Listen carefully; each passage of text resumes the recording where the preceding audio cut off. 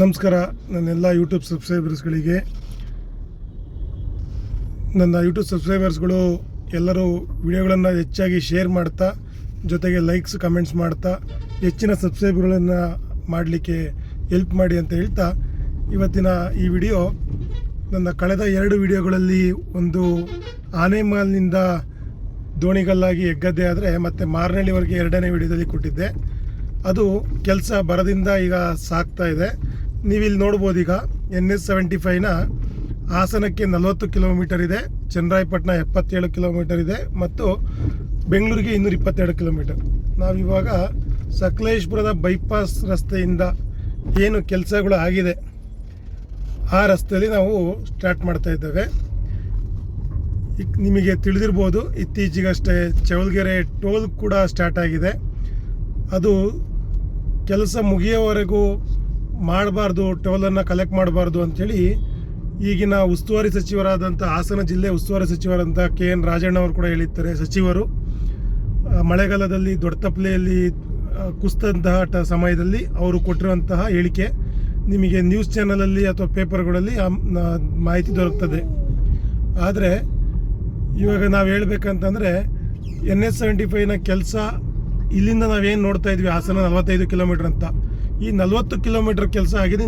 ಅಂದರೆ ಟೋಟಲ್ ಇವಾಗ ಹಾಸನ ಮಾರನಹಳ್ಳಿ ಇರುವಂಥ ಕೆಲಸ 45 ಕಿಲೋಮೀಟರ್ ಕೆಲಸ ಆರ್ಡ್ರ್ ಆಗಿರೋಂಥದ್ದು. ಇದು ಐಸೋಲೆಕ್ಸ್ ಕಂಪನಿಗೆ ಮುಂಚೆ ಆಗಿರ್ತದೆ. 2014ರಲ್ಲಿ ಪ್ರಾಜೆಕ್ಟು ಮುಂದಣಿಗೆ ಬಂದಿರ್ತದೆ. 2015ರಲ್ಲಿ ಕಂಪ್ಲೀಟಾಗಿ ಪ್ರಾಜೆಕ್ಟನ್ನು ಲ್ಯಾಂಡ್ ಎಕ್ವೇಷನ್ನ ಮಾಡುವಂಥ ಕೆಲಸಗಳನ್ನು ಕೂಡ ಮಾಡಿಕೊಟ್ಟಿರ್ತಾರೆ. ಆದರೆ 16-17ರಲ್ಲಿ ಅವ್ರ ಕೆಲಸಗಳನ್ನು ಸ್ಟಾರ್ಟ್ ಮಾಡಿ ಎಲ್ಲ ಮಾಡುವಾಗ ಯಥೇಚ್ಛವಾದ ಮಳೆ ಬಂದ ಸಮಯದಲ್ಲಿ 17ರಲ್ಲಿ ಅವರು ಲ್ಯಾಂಡ್ ಎಕ್ವೇಷನ್ ಒಂದು ಪ್ರಾಬ್ಲಮ್ ಇರುವಂಥದ್ದು ಇರ್ಬೋದು, ಮತ್ತು ಕೆಲಸಗಳಿಗೆ ಅಡಚಣೆ ಆಗ್ತಿರುವಂಥ ಎಲ್ಲ ಪ್ರಯತ್ನಗಳನ್ನು ನೋಡಿ ಐಸೋಲೆಕ್ಸ್ ಕಂಪನಿ 18-19ನೇ ಇಸ್ವಿಯಲ್ಲಿ ಹೊರ ನಡೀತಾರೆ. ಅದಾದ ನಂತರ ರಾಜ್ಕಮಲ್ ಕಂಪನಿಗೆ ಈ ಗುತ್ತಿಗೆಯನ್ನು ಕೊಡ್ತಾರೆ. ಈಗ ರಾಜ್ಕಮಲ್ ಕಂಪನಿಯವರೀಗ ಈ ಕೆಲಸವನ್ನು ಕಳೆದ 5-6 ವರ್ಷಗಳಿಂದ ಮಾಡ್ತಾನೇ ಇದ್ದಾರೆ. ಆದರೆ ಈಗ ನಾನು ನನ್ನ ಕಳೆದ ಜನವರಿಯಿಂದ ಈ ಜನವರಿ ನಾವು ಈಗ ಬರ್ತಾ ಇದ್ದೀವಲ್ಲ, ಈ ಜನವರಿಗೆ 1 ವರ್ಷ ಆಯ್ತು. ಈಗ 1 ವರ್ಷದಲ್ಲಿ ಈ ನನ್ನ ವಿಡಿಯೋಗಳಲ್ಲಿ ನೀವು ನೋಡಬೇಕಾದಂಥದ್ದು ಪ್ರಗತಿಗಳನ್ನು. ಯಾಕೆಂದರೆ ಸಕಲೇಶಪುರ ಬೈಪಾಸ್ ಓಪನ್ ಆಗಿದೆ. ಸಕಲೇಶಪುರ ನಗರ ಭಾಗದಲ್ಲಿ ನಾವು ಓಡಾಡುವಂತಹ ಒಂದು ಏನು ಅನಿವಾರ್ಯ ಇತ್ತು, ಟ್ರಾಫಿಕ್ ಜಾಮ್ ಏನಿತ್ತು, ಅದೆಲ್ಲ ಹೋಗಿದೆ. ನಾವೀಗ ಸಕಲೇಶಪುರ ಬ್ರಿಡ್ಜ್ ಮೇಲೆ, ಹೇಮಾವತಿ ಬ್ರಿಡ್ಜ್ ಮೇಲೆ ಹೋಗ್ತಿದ್ದೇವೆ ಮತ್ತು ಇದು ಬೈಪಾಸ್ ರಸ್ತೆ ಕೂಡ ಆಗಿರ್ತದೆ. 2 ಬದಿಯ ರಸ್ತೆಯನ್ನು ಈಗ ಓಪನ್ ಮಾಡಿದ್ದಾರೆ, ಸಕಲೇಶಪುರದ ಬೈಪಾಸ್ ರಸ್ತೆಯನ್ನು. ನನ್ನ ಈ ವಿಡಿಯೋಗಳಲ್ಲಿ ನಿಮಗೆ ಹಾಸನದ ಎಂಟ್ರೆನ್ಸ್ ತನಕ ಏನಿದೆ ಅಲ್ಲಿವರೆಗೂ ದೇವಹಳ್ಳಿ ಪ್ರಾಜೆಕ್ಟ್ ಮತ್ತು ದೇವಹಳ್ಳಿ ಪ್ರಾಜೆಕ್ಟ್ ಏನಿದೆ ಅಲ್ಲಿವರೆಗೂ ನಾನು ಇರುವಂಥ ರಸ್ತೆಯ ಬಗ್ಗೆ ಪೂರ್ತಿಯಾದ ಮಾಹಿತಿಯನ್ನು ಮುಂದಿನ ವಿಡಿಯೋಗಳಲ್ಲಿ ನಿಮಗೆ ಕೊಡ್ತೇನೆ. ನಾವು ಸರಾಗವಾಗಿ ಈಗ ಹಾಸನ ತನಕ ಹೋಗ್ಬೋದು. ಆದರೆ ಹೋಗುವಾಗ ಏನೆಲ್ಲ ಅಡಚಣೆಗಳಿದೆ ಅದ್ರ ಬಗ್ಗೆ ನಿಮಗೆ ಮಾಹಿತಿಯನ್ನು ಕೊಡ್ತೇನೆ ಇವತ್ತು. ನನ್ನ ಕಳೆದ ವಿಡಿಯೋದಲ್ಲಿ ನಾನು ನಿಮಗೆ ಹೇಳಿದ ಹಾಗೆ ಆನೆಮಾಲ್ನಿಂದ ಮಾರನಹಳ್ಳಿವರೆಗೆ ಸಾಮ್ರಾಟ್ ಹೋಟೆಲ್ ನೀವು ನೋಡ್ತಾ ಇರ್ತೀರ. ಹೋಗುವಾಗ ಬಲಬದಿಯಲ್ಲಿ ಕಾಣ್ತದೆ. ಆನ್ಬಳ್ ಮತ್ತು ಮೂಡಿಗೆರೆಗೆ ತಿರುಗುವಂಥ ರಸ್ತೆ ಬದಿ ಭಾಗದಲ್ಲಿ ನೀವು ನೋಡ್ಬೋದು. ಅಲ್ಲಿಂದ ನಿಮಗೆ 11 ಕಿಲೋಮೀಟರ್, 10-11 ಕಿಲೋಮೀಟರ್ ರಸ್ತೆಯನ್ನು ಸ್ವಲ್ಪ ವೇಗವಾಗಿ ಮಾಡುವಂಥ ಕೆಲಸ ಮಾಡ್ತಿದ್ದಾರೆ. ಬಟ್ ಕ್ಯೂರಿಂಗ್ ಮಾಡುವಂಥದ್ದು ಇರ್ಬೋದು, ಸಿಮೆಂಟ್ ಕಾಂಕ್ರೀಟ್ ಬೆಡ್ಡಿಂಗ್ ಹಾಕಂತ ಇರುವಂಥದ್ದು ಇರ್ಬೋದು, ಅದೆಲ್ಲ ಯಾವುದೂ ಕೂಡ ಅಷ್ಟು ಕ್ವಾಲಿಟಿಯಾದಂಥ ಕೆಲಸವನ್ನು ಮಾಡ್ತಾ ಇಲ್ಲ. ನಾವು ಕಳೆದ ವಾರ ನಾನು ಬಂದಾಗ ರಸ್ತೆಯನ್ನು ಹಾಕಿರ್ತಾರೆ, 10-15 ದಿವಸದಲ್ಲಿ ಕ್ಯೂರಿಂಗ್ ಮಾಡೋಕ್ಕಿಂತ ಮುಂಚೆನೇ ಓಪನ್ ಮಾಡಿದ್ದಾರೆ. ಅದು ಎಷ್ಟು ದಿವಸ ಕ್ವಾಲಿಟಿ ಬರ್ತದೆ ಅನ್ನೋದು ಮುಂದಿನ ದಿನಗಳಲ್ಲಿ ನಾವು ನೋಡಬೇಕಾಗಿ ಬರ್ತದೆ. ನಾವು ಹೇಮಾವತಿ ಬ್ರಿಡ್ಜ್ ಮೇಲೆ ಕೂಡ ನೋಡಿದ್ವಿ. ಆ ಬ್ರಿಡ್ಜ್ ಮೇಲೆ ಕೂಡ ಎಲ್ಲ ರೀತಿಯ ಆಲ್ರೆಡಿ ಡ್ಯಾಮೇಜ್ಗಳು ಆಗಿರುವಂಥದ್ದು ಎಲ್ಲದು ಬಂದಿದೆ. ನಾವು ಸಕಲೇಶಪುರ ಬೈಪಾಸ್ನಲ್ಲೇ ಇವಾಗ ನಾವು ತೆರಳುತ್ತಾ ಇದ್ದೇವೆ. ನಾನು ಈ ವಿಡಿಯೋಗಳನ್ನು ಒಂದು 2-3 ಭಾಗಗಳನ್ನು ಮಾಡ್ತೇನೆ. ಯಾಕೆಂದರೆ ನಮಗೆ 80 ಸ್ಪೀಡಲ್ನಲ್ಲಿ ಹೋದರೂ ಕೂಡ 30-35 ನಿಮಿಷಗಳ ಕಾಲಾವಕಾಶ ಬೇಕಾಗ್ತದೆ ನಾವು ಹಾಸನವನ್ನು ತಲುಪಲಿಕ್ಕೆ. ಇಲ್ಲಿಂದ 36-38 ಕಿಲೋಮೀಟರ್ದಷ್ಟು ದೂರ ಹಾಸನ ಇದೆ.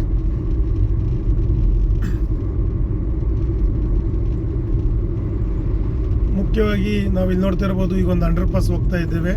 ಈ ಅಂಡರ್ ಪಾಸ್ನಲ್ಲಿ ಹೋಗ್ತಿರೋ ಮೇಲ್ಗಡೆ ಹೋಗುವಂಥ ರಸ್ತೆ ಹೋಗುವಂಥದ್ದು ಸಕಲೇಶ್ಪುರದ ಹೊರಭಾಗದಲ್ಲಿ ವಡೂರು ಭಾಗದಲ್ಲಿ ವಂಕರಹಳ್ಳಿ ಹೋಗಿ ಕೊಡ್ಲಿಪೇಟೆ ರಸ್ತೆಗೆ ಟಚ್ ಆಗ್ತದೆ.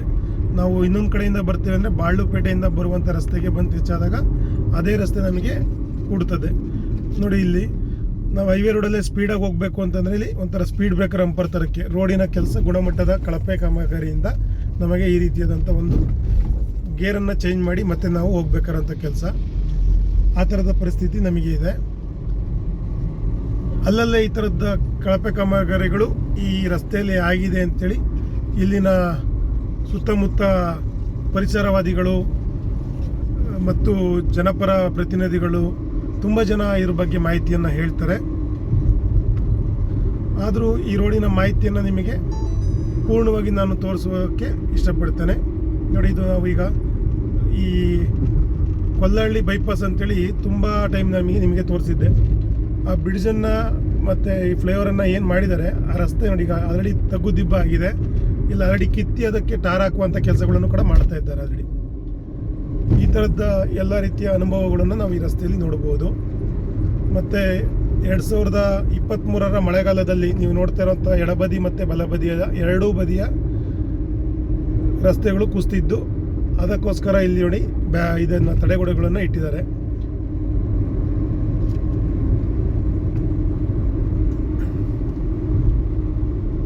ಇಲ್ಲಿಂದ ಮುಂದಕ್ಕೆ ನಾವು ಸಾಕ್ತಾ ಹೋದರೆ ಹೊಸೂರು ಎಸ್ಟೇಟ್ನ ಹೊಸೂರು ಹೋಟೆಲ್ ಸಿಗ್ತದೆ, ದಿ ಇಂಪೀರಿಯಲ್ ಹೆರಿಟೇಜ್ ಹೋಟೆಲ್ ಸಿಗ್ತದೆ. ಅದಾದ ನಂತರ ನಮಗೆ ಮುಂದಕ್ಕೆ ನಮಗಿದು ಮಠಸಾಗರ ಅನ್ನೋ ಏರಿಯಾ ಬರ್ತದೆ. ಇದರಿಂದ ಮುಂದೆ ಹೋಗ್ತಾ ಹೋದರೆ ನಾವು ಸುಳ್ಗಳಲೆ ಅಂತ ಸಿಗ್ತದೆ. ಈ ಮಠಸಾಗರದಿಂದ ಸುಳ್ಗಳಲೆ ಮಧ್ಯಭಾಗದಲ್ಲಿ ಕಳೆದ ವರ್ಷ ಮಳೆ ಬಂದಾಗ ಅದರ ಒಂದು ವಿಡಿಯೋವನ್ನು ನಿಮಗೆ ನಾನು ಮಾಹಿತಿಯನ್ನು ಕೊಟ್ಟಿದ್ದೆ. ಈ ಕಾಲುವೆಯ ಸರಿಯಾದ ರೀತಿಯಲ್ಲಿ ಮಾಡದೇ ಕಾರಣದಿಂದ ರಸ್ತೆ ಸಿಮೆಂಟ್ ರಸ್ತೆ ಕುಸಿದು ಹೋಗುವಂಥ ಎಲ್ಲ ತೊಂದರೆಗಳು ಈಡಾಗಿತ್ತು. ಅದು ಮುಂದೆ ಈಗ ನಮಗೆ ಬರ್ತದೆ, ಅದನ್ನು ಸಹ ನೀವು ಅಬ್ಸರ್ವ್ ಮಾಡ್ಬೋದು.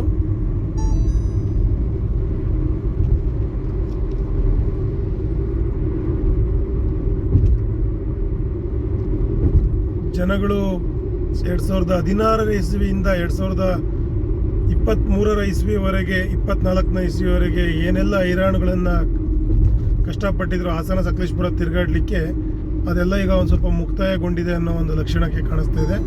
ನೀವು ಇಲ್ಲಿ ನೋಡ್ಬೋದು, ನಮಗೆ ಒನ್ ವೇ ರಸ್ತೆ ಆಗ್ತದೆ. ಇಲ್ಲಿ ಇದೇ ರಸ್ತೆಯ ಜಾಗ ಕುಸಿದಿದ್ದಂಥದ್ದು. ಈಗ ಇಲ್ಲಿ ಮತ್ತೆ ಏನೋ ಕಾಮಗಾರಿಯನ್ನು ಮಾಡುವಂಥ ಕೆಲಸಗಳನ್ನು ಮಾಡ್ತಾ ಇದ್ದಾರೆ, ಆದರೂ ಕೂಡ ಇಲ್ಲಿ ಕ್ಲಿಯರ್ ಆಗಲಿಲ್ಲ.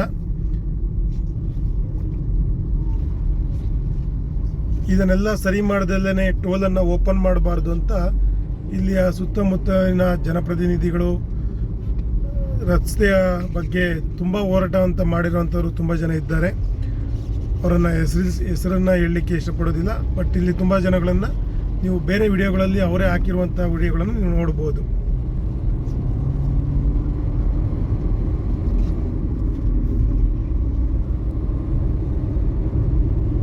ರಸ್ತೆ ಪೂರ್ಣಗೊಳ್ಳದೆ ಟೋಲನ್ನು ಓಪನ್ ಮಾಡಿದ್ದಾರೆ.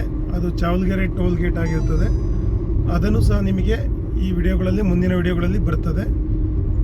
ನಾನು ನಿಮಗೆ ಆ ವಿಡಿಯೋಗಳನ್ನು ಕೂಡ ಅಪ್ಡೇಟ್ ಮಾಡ್ತೇನೆ.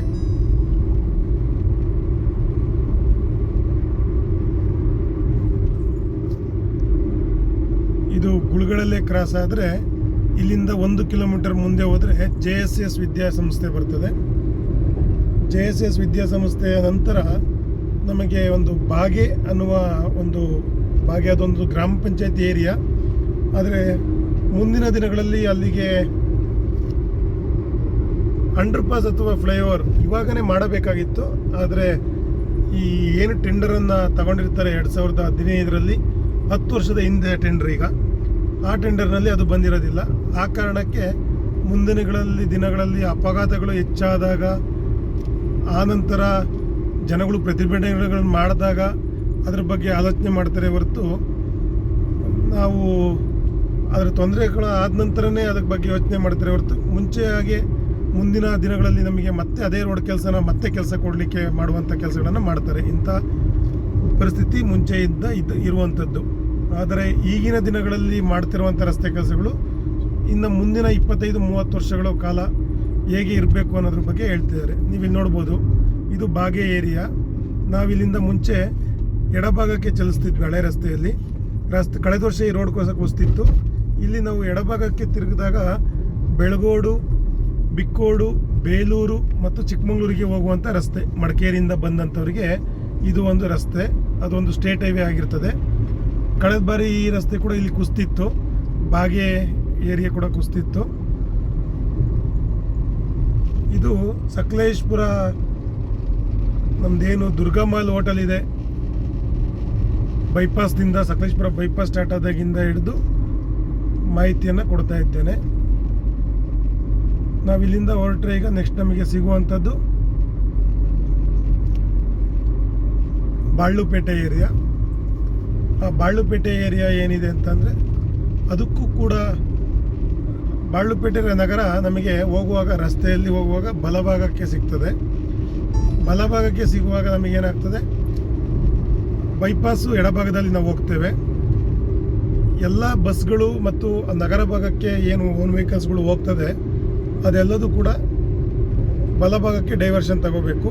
ಯಾವುದೇ ರೀತಿಯಾದಂತಹ ಅಂಡರ್ಪಾಸ್ ಅಥವಾ ಫ್ಲೈಓವರ್ಗಳು ಇರೋದಿಲ್ಲ. ಅದು ಸಕಲೇಶ್ಪುರದಿಂದ ಬೆಂಗಳೂರಿಗೆ ಹೋಗುವಾಗ ಬಲಬದಿಗೆ ಬಂದರೆ, ನಾವು ಹಾಸನದಿಂದ ಮಂಗಳೂರು ಭಾಗವಾಗಿ ಬರುವಾಗ ಎಡಭಾಗದಲ್ಲಿ ನಮಗೆ ಮತ್ತೆ ಅದೇ ರೀತಿಯಾದಂಥ ಡೈವರ್ಷನ್ ಸಿಗ್ತದೆ.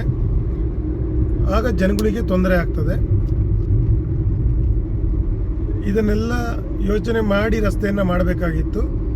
ಆದರೆ ಈಗ ನಾವು ಅದನ್ನು ಈ ಕನ್ಸ್ಟ್ರಕ್ಷನ್ ವರ್ಕರ್ಸರಿಗೆ ಕೇಳುವಾಗ, ನಮಗೆ ಆಗಿರುವಂಥ ರಸ್ತೆ ಕಾಮಗಾರಿ ರಸ್ತೆಯನ್ನು ಮಾಡಲಿಕ್ಕೆ ಮಾತ್ರ.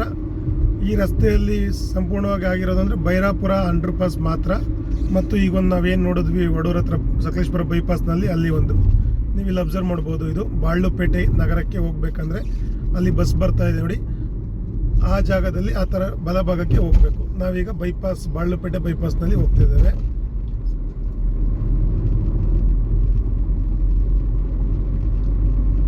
ಇಲ್ಲಿ ಸಹ 2019ನೇ ಇಸ್ವಿಯಲ್ಲಿ ಮಾಡಿದ್ದಂಥ ರಸ್ತೆ 2022ರಲ್ಲಿ ಪೂರ್ತಿಯಾಗಿ ಕುಸಿದು ಹೋಗಿತ್ತು. ಇಲ್ಲಿಗೂ ಸಹ ಅವತ್ತಿನ ಏನು ಮಿನಿಸ್ಟರ್ ಇದ್ದರು ಎಲ್ಲರೂ ಕೂಡ ಬಂದರು, ಮಾಡಿದ್ರು ಕಳಪೆ ಕಾಮಗಾರಿ, ಮತ್ತೆ ಅದನ್ನು ರೀವರ್ಕನ್ನು ಮಾಡಿಸಿದ್ರು. ಇದೇ ರೀತಿಯಾದಂಥ ಕೆಲಸ ಅತಿ ಹೆಚ್ಚು ಸಮಯ ಆಗ್ತಾಯಿದೆ. ಇದು